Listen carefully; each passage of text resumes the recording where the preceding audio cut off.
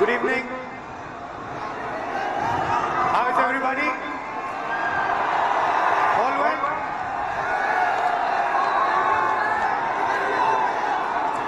I'm very happy and honored to come to stand here in front of you, in front of you in Kota.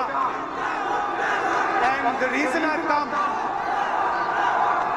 I want to make absolutely crystal clear that this is not a political meeting. This is a meeting about you, about the young people who are struggling to get a future. I will not say the words BJP, Congress, politics, elections. They will not come out of my mouth this evening. This evening is about you. It is about what you're facing. It is about the challenges that you're dealing with every single day.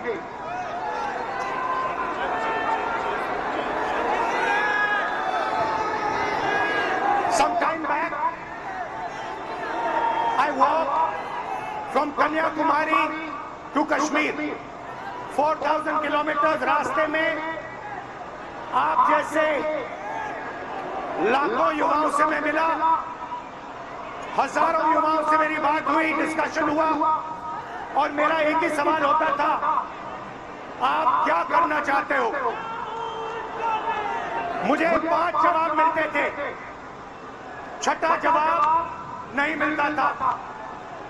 Engineer, doctor, lawyer, IAS or then forces. These are the 5 answers I used to get. So the first question that came in my mind, मेरे दिमाग में पहला सवाल उठा कि देश के युवा देश के भविष्य होते हैं। हमारा एजुकेशन सिस्टम हमारे युवाओं को सिर्फ 5 ऑप्शंस क्यों देता है? ये सवाल बहुत बार मैंने पूछा, कोई जवाब मिला। तो यात्रा पे मैंने 15-16 लड़कियों के साथ मीटिंग की और उनसे पूछा क्या आप करना चाहते हो? किसी ने कहा इंजीनियर, किसी ने कहा डॉक्टर, किसी ने कहा लॉयर, कोई 5 जवाब। और फिर मैंने उनसे पूछा, मुझे सच बताओ क्या करना चाहते हो? तुम्हारे दिल में क्या है? सच्चाई ये थी कि जो वो करना चाहते थे और ये जो 5 ऑप्शंस थे, इसमें बहुत फर्क था। कोई ऑथर बनना चाहती थी, कोई डांसर बनना चाहती थी, कोई एस्ट्रोनॉट बनना चाहती थी। फिर मैंने एक टेस्ट किया, मैंने उन्हीं लड़कियों से एक सवाल पूछा, आप में से कितनी लड़कियां पायलट बनना चाहती हैं? एक भी लड़की ने हाँ नहीं कहा। वहां पे चीफ मिनिस्टर का हेलीकॉप्टर था। मैंने हेलीकॉप्टर पायलट से कहा, 5-6 लड़कियों को आप हेलीकॉप्टर में ले जाइए, जॉय राइड कराइए, कॉकपिट दिखाइए। फ्लाइट हुई, लड़कियां हेलीकॉप्टर पे गई। जैसे ही वापस आई, मैंने सवाल पूछा, क्या करना चाहती हो? सारी की सारी लड़कियों ने कहा, हम पायलट बनना चाहती हैं। मतलब हिंदुस्तान का एजुकेशन सिस्टम सबसे पहली कमी इसकी कि हम जो हमारे बच्चों के सपने हैं उनको पूरा नहीं करते हैं। जो उनके ऑप्शंस हैं, जो वो ऑप्शन चाहते हैं, उनकी हम रिस्पेक्ट नहीं करते। उसके बाद यात्रा के बाद मैंने एजुकेशन सिस्टम के बारे में और थोड़ा सोचना शुरू किया। सवाल उठे।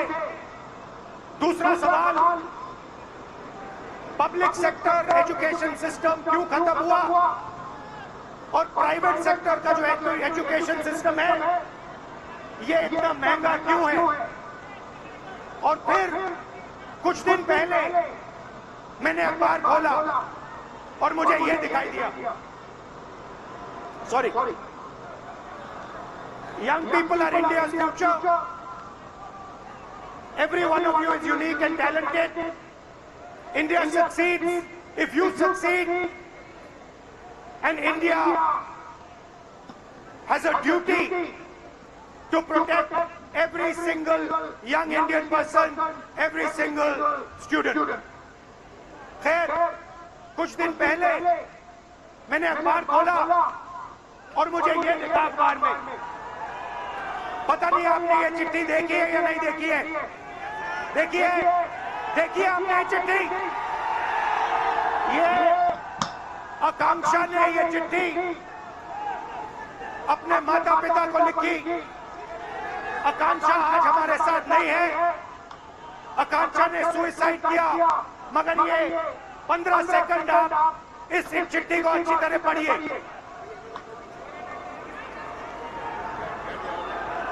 ये आकांक्षा डॉक्टर बनना चाहती थी। इनके पिता से कुछ दिन पहले मेरी बात हुई, पैरालाइज है, कर्ज लिया,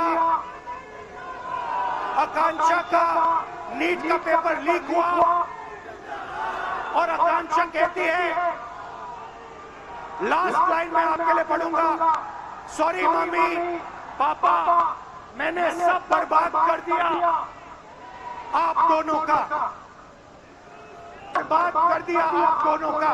सच्चाई ये है कि ये आकांक्षा की गलती नहीं थी, ये आकांक्षा के माता पिता की गलती नहीं थी, ये एजुकेशन सिस्टम की गलती थी। हिंदुस्तान का एजुकेशन सिस्टम अपने बच्चों को प्रेशराइज करता है, स्ट्रेस देता है, दबाता है, कुचलता है, और ये देश के लिए सही नहीं है। मैं चाहता हूं कि हम सब एक साथ मिलकर we work together to ensure that no other student, no student in this crowd, no student in this country ever feels what this young lady felt, ever feels the desire to kill themselves. That is what this meeting is about. This meeting is not a political meeting. It is about discussing India's education system, what is wrong with India's education system, what needs to be corrected in India's education system. Whatever I'm going to present here is based on data, and I'm absolutely sure, 100% sure, that every single political party, every single leader in India will accept what we are saying here. There is nothing in this presentation that anybody in India will not accept.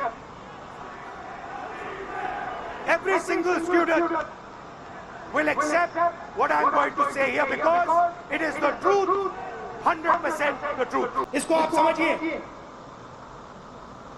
NEET में 22 lakh students exam लेते हैं, 22 lakh students exam लेते हैं NEET का।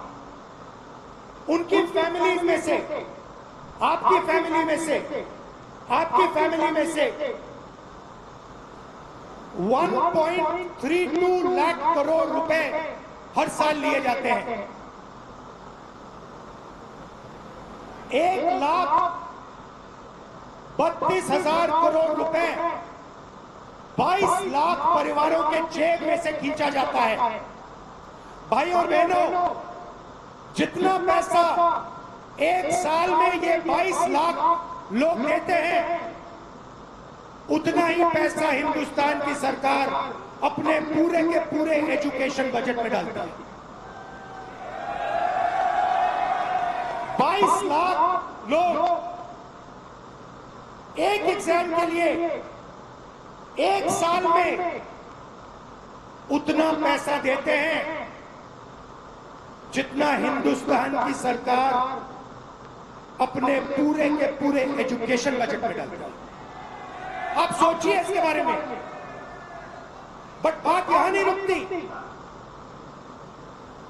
बात इससे बहुत आगे जाती है। ये देखिए, 5 सबसे बड़े एग्जाम, ये आपका सपना है। यहां पे जो भी अभी आए हैं, ये आपका सपना है। SSC, UPSC, RRB, JEE, NEET, these are your dreams.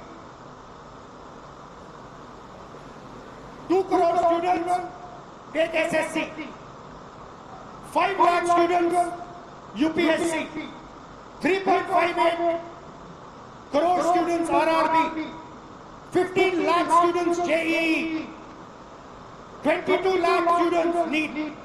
Most of the people who take these exams, most of them will not go through.